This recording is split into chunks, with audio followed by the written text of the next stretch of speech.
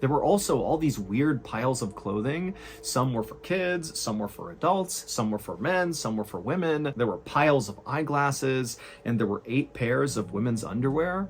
And then also there was a map of the Appalachian Trail inside of this tent, and all over this map along the trail were all these spots that were circled, but there was no information about what these circles meant. However, one of the places that was circled was Dismal Creek. And then next to the map was a radio, and inside the radio was a cassette. And so the police just hit play, and immediately what they heard totally creeped them out, because the tape sounded like some kind of satanic ritual.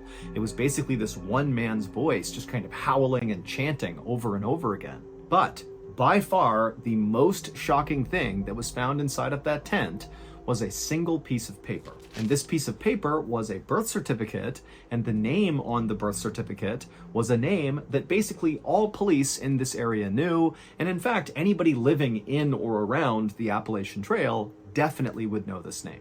And the identity of this person, the name on the birth certificate, was the key to putting together all these seemingly disconnected events that had happened on this night. From the explosion when Ricky walked away from the fire, to the bloody man at the house, to the truck crash, they were all connected through this single person.